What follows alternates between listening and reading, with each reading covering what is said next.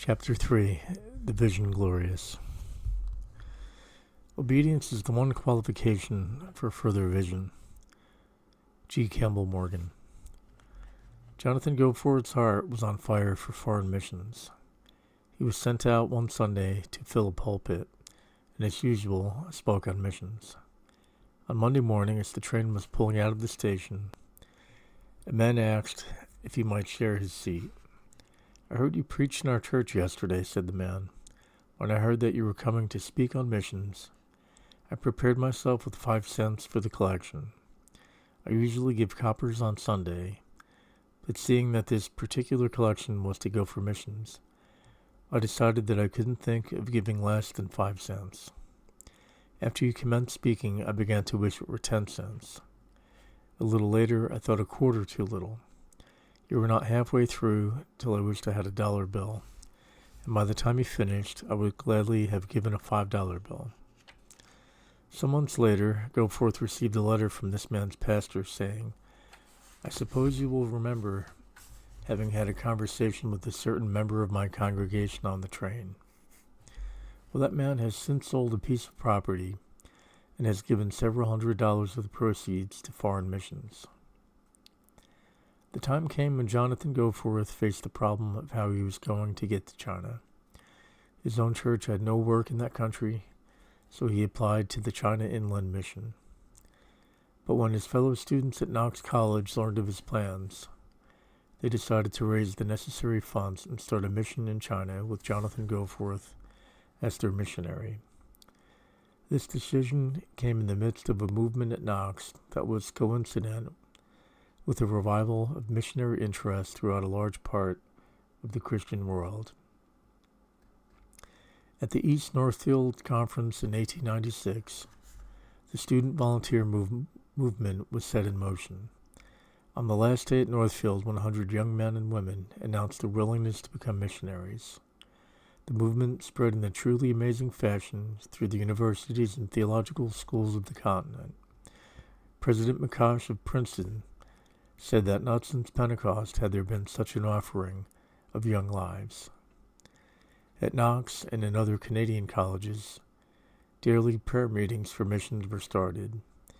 In the winter of 1886 to 87, among the students of Knox and Queens alone, there were 35 volunteers for the foreign field. The Knox students felt it was necessary to secure the cooperation of the college alumni in sending Goforth. The matter was brought up in the annual meeting of the Alumni Association in the fall of 1886. Many of the alumni were strongly set against the scheme, arguing that the Presbyterian Church had too many fields already. It was also urged that her home mission work came first and was all that she could handle. One man after another spoke with such telling force against the scheme that its promoters feared the battle was lost. Then Jonathan Goforth was called upon. For him, the issue was crystal clear. He reminded them of Joshua going down to the rim of the swollen floods of Jordan in obedience to God's command.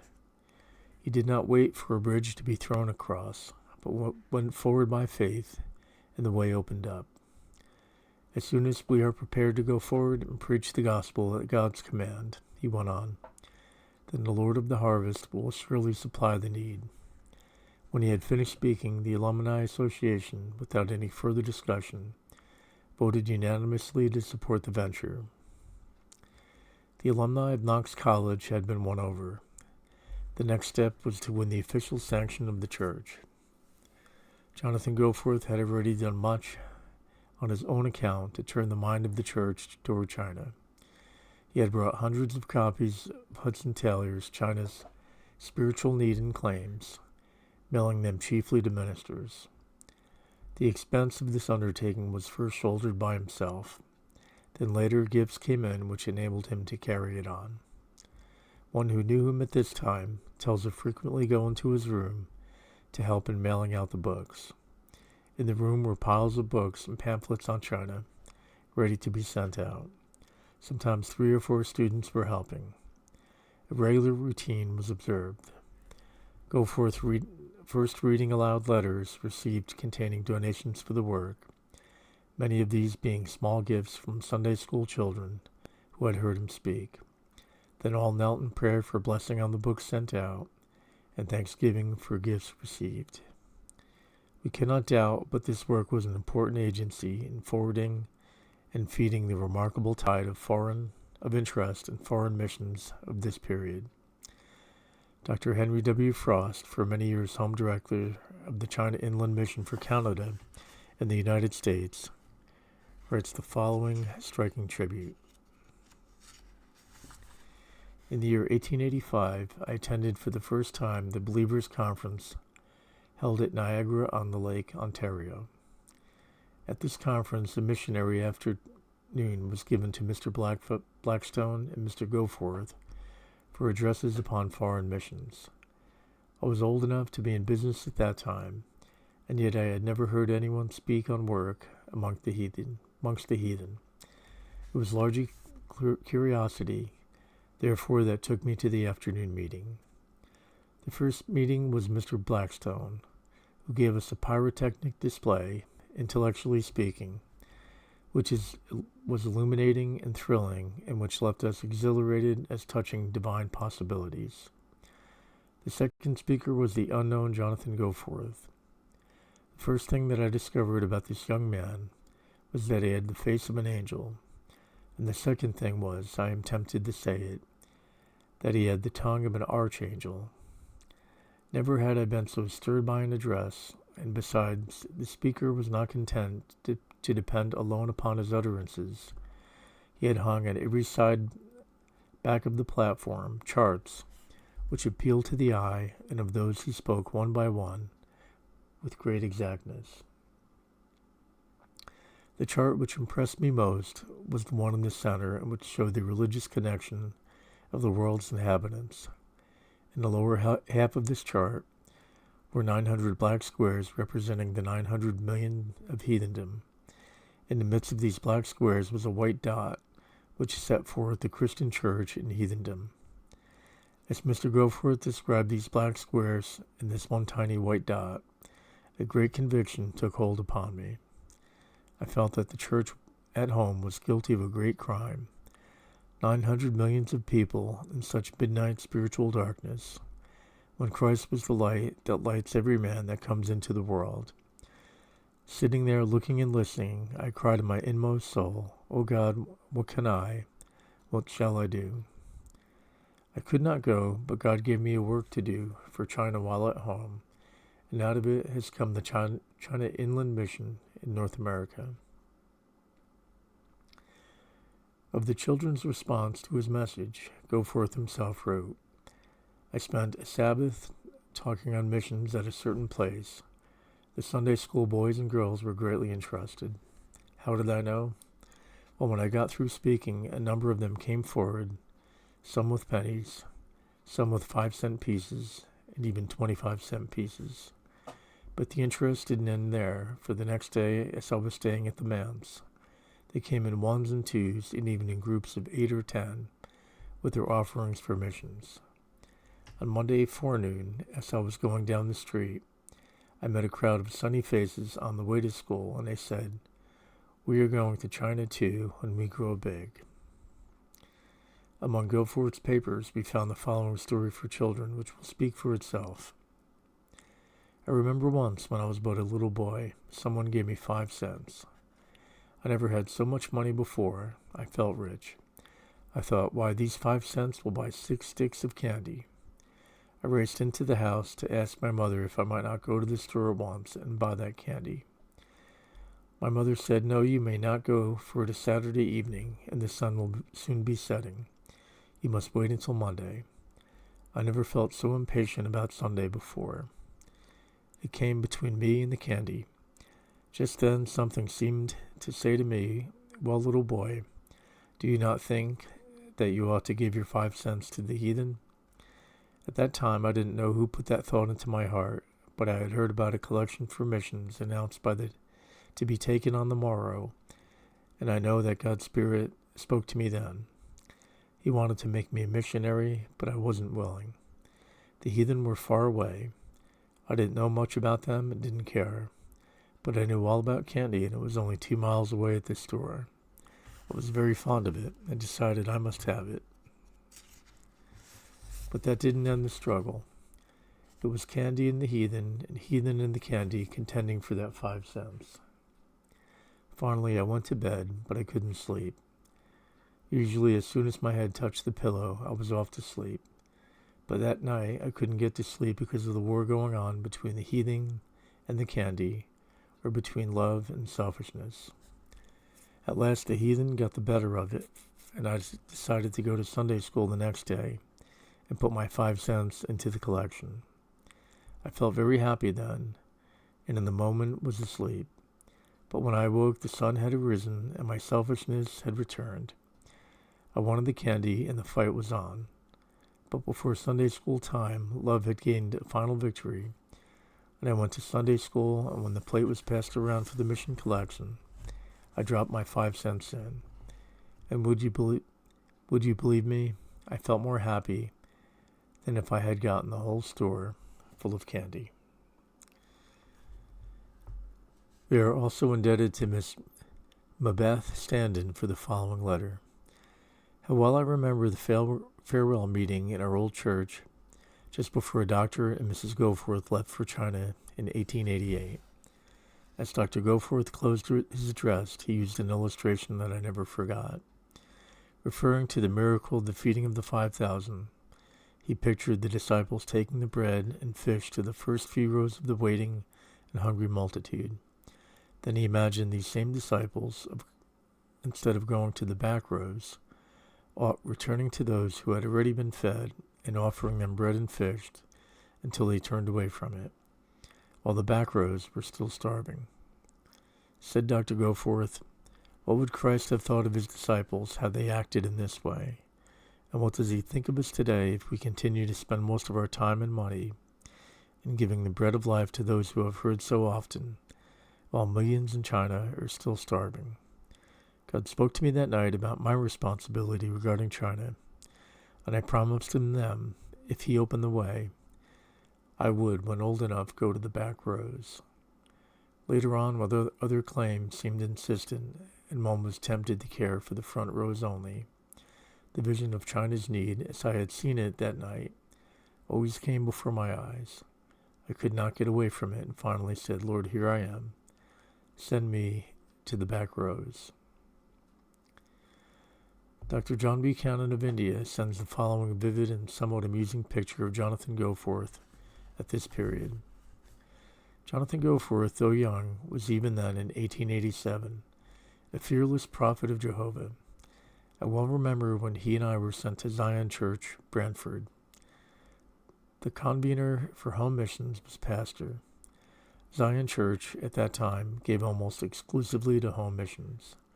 At the very beginning of our service, Heber's missionary hymn was announced and read in part, perhaps as a sort of concession to the visitors. From Greenland's icy mountains, from India's coral strand, waft ye winds his story, and you, ye waters roll, till like a sea of glory it spreads from pole to pole. But before the organ could sound, Jonathan Goforth, in his short homespun, much-used brown coat, the sleeves wrinkled up till too short for his Elijah arms, was on his feet. In his left hand was the church blue book, opened at the point where the Zion Church statistics were revealed. His prophetic eyes flashed. His right condemning forefinger pointed at the givings for foreign missions by Zion Church for the previous year. No, he demanded, a congregation strong as Zion Church giving only 78 cents per member a year for foreign missions cannot sing such a hymn as that. We must sing a penitential psalm, the 51st. The psalm was sung with deep emotion. Thus all opposition melted away before the enthusiasm of these missionary-minded students. The missionary vision captured the Presbyterian Church of Canada as it never had before. Churches which formerly had hardly given a thought to the foreign field made themselves responsible for the support of missionaries. At the General Assembly in June of 1887, Jonathan Goforth and Dr. J. Fraser Smith were appointed to China. In the following October, Goforth was ordained, and on the 25th of the same month, was married to Florence Rosalind Bell Smith. After Goforth's ordination, the Foreign Mission Board planned for him to go through the churches, giving his addresses on foreign missions until Dr. Smith was through his course, that the two might go together to China. But in January of 1888, reports of a great famine raging in China caused the board to hasten Goforth's departure, so that he might carry with him considerable funds which had been raised for famine relief. Of that wonderful farewell meeting, words fail one to describe. On January 19, 1888, the old historic Knox Church was filled to capacity. One particularly memorable story was there of a young couple bidding farewell to their home church as they were about to leave for an African field known as the White Man's Grave. The husband said, "My wife and I have a strange dread in going. We feel as if we were going down into a pit. We are willing to take the risk to go if you, our home circle, will promise to hold the ropes." One and all promised. Less than 2 years passed when the wife and the little one God had given them succumbed to the dreaded fever. Soon the husband realized his days too were numbered. Not waiting to send word home of his coming, he started back at once and arrived at the hour of the Wednesday prayer meeting. He slipped in unnoticed, taking a back seat. At the close of the meeting, he went forward, and awe came over the people, for death was written on his face. He said, "I am your missionary. My wife and child are buried in Africa, and I have come home to die. This evening I listened anxiously as you prayed for some mention of your missionary to see if you were keeping your promise, but in vain. You prayed for everything connected with yourselves and your home church, but you forgot your missionary. I see now why I am a failure as a missionary. It is because you have failed to hold the ropes." Each speaker at that meeting seemed eager to have a share in sending the Goforths off with joyful enthusiasm. The Goforths' train was to leave at midnight from the old market station, half a mile away.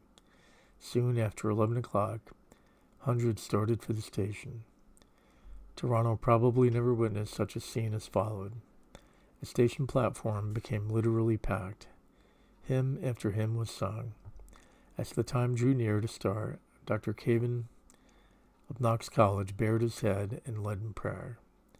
A few moments later, as the train began to move, a great volume of voices joined in singing, "Onward, Christian Soldiers." Hands were stretched out for a last clasp, then darkness. As the last glimpse of the waving friends vanished, Goforth turned to his wife, and bowing his head, prayed that they might live worthy of such confidence. Jonathan Goforth's new life had begun, and incidentally, his training of Rosalind. Chapter 4. For Christ in China. I gave up all for Christ, and what have I found? I have found everything in Christ. John Calvin. On reaching Vancouver, they found the city little more than a heap of charred ruins. Only a short time before, it had been swept by a devastating fire. To their unsophisticated eyes, their boat, the SS Parthia, seemed quite splendid, and it was with utmost joy and hopefulness that they began settling in their cabin. The following is taken from a letter written by Goforth, dated Vancouver, February 4th, 1888. We went on deck at 7 o'clock this morning and watched the ship loosed from her moorings. We had not the slightest wish to stay, though strong emotion filled us at the thought of leaving native land. More properly, those of you, our friends, who made Canada a dear spot to us. I never saw Mrs. Goforth more happy than now, as we turn out into the ocean toward our future home. Let us win 10,000 Chinese souls. It will please him, our Lord. How fully was this fulfilled in the years to come? The remembrance of the 14 days that followed ever remained to Mrs. Goforth a terrible nightmare. They tried to comfort themselves by the thought that they were only going through what all ocean travelers have to put up with. But the truth finally came out. They discovered that for 25 years the Parthia had plied the Atlantic. As the years passed, the vessel acquired such a notorious reputation for its rolling, pitching, and heaving that none would take passage on her. So the owners had the boat repainted, renamed the Parthia, and put on the Pacific Run. Jonathan Goforth's own description of this first journey to China was contained in one sentence. An ordinary winter voyage, bad enough, sick all the way. They landed in China at Shanghai, that great metropolis of the Far East, but the sights which drew many tourists had little attraction for Goforth. He was so wrapped up in his mission that as soon as he and his wife were accommodated in a boarding house, he at once called on some of the leading missionaries and arranged for a meeting the following day. At this meeting it was decided Goforth should hand over to others the famine funds entrusted to him, for it was thought impossible for him, without the language, to take part himself in famine relief work. It was also decided that the triangular section of the country north of Yellow River, known as North Honan, be given to the Canadian Presbyterian Church as their field. Before the Goforths left for a town on the northern coast of China for language study, one of the missionaries kindly volunteered to lead them through the great opium palace of Shanghai. Palace it truly was, gorgeously decorated and brilliantly lighted.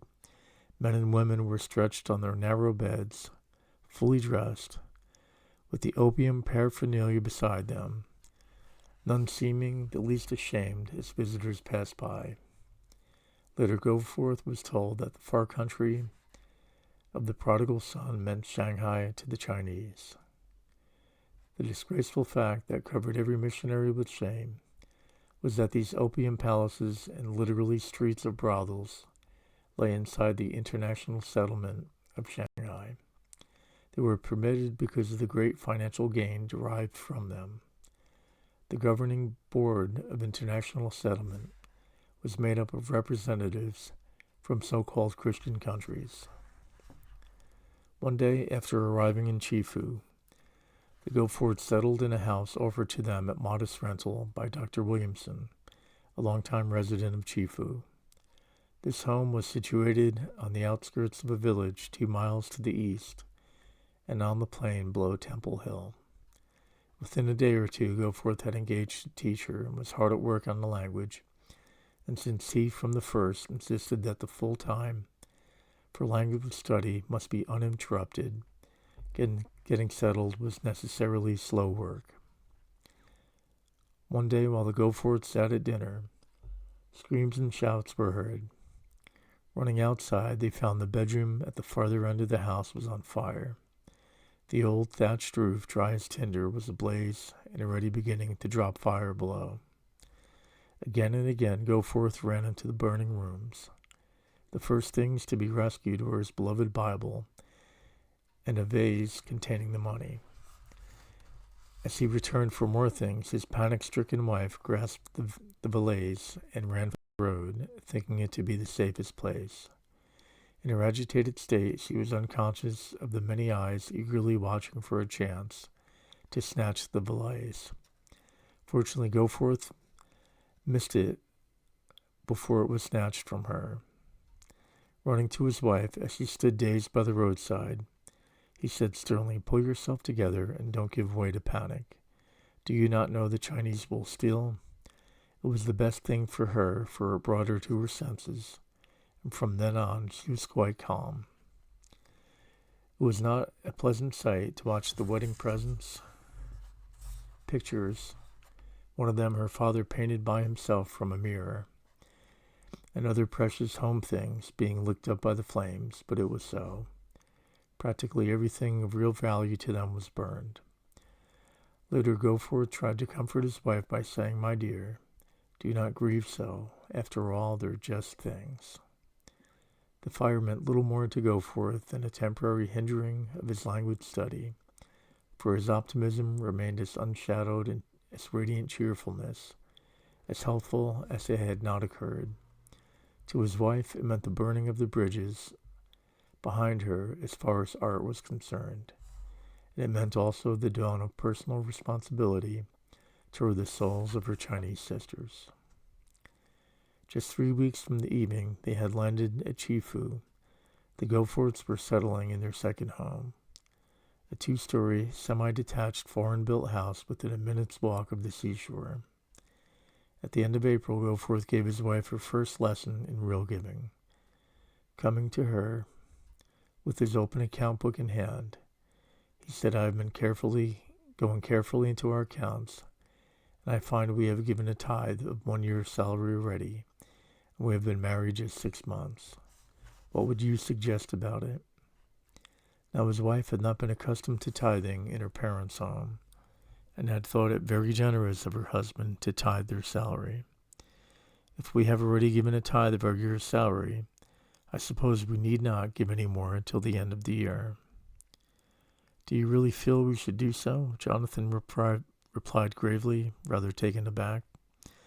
"To me, it seems right, when the Lord has done so much for us, that we should just close the account to date and begin again." This he did, so that year a fifth was given. This was but the first lesson of a progressive course in giving, for as the years passed, his wife became accustomed to a half, and on till only sufficient of their income for pressing needs was kept. Every Sabbath morning found him at the native service on Temple Hill, with notebook and pencil, seeking to get accustomed to the strange sounds of the native language. The months of July and August seemed constantly interwoven with joy and sorrow. In early July, a fine young teacher in the CIM boys' school named Norris gave his life in saving his boys from a mad dog. He was bitten in the hand and died a month later. Then on August 12th, Gertrude Goforth arrived, bringing with her great joy. For some time, the dreaded cholera had been becoming more and more menacing in the native city. One afternoon, a lady from the Baptist mission called at the Goforths, and while returning through the native city, contracted the dreaded cholera and died a few hours later. Late in August, Mrs. Hunter Corbett died suddenly. The Goforths keenly felt her death, for she had been like a mother to both of them. By the middle of August, recruits began to arrive from Canada, among them Dr. and Mrs. J.F. Smith. A little later, a cordial letter was received from the most famous of China's missionaries of his day, Dr. Arthur H. Smith, offering his service as escort on a tour of inspection of North Honan, their future field.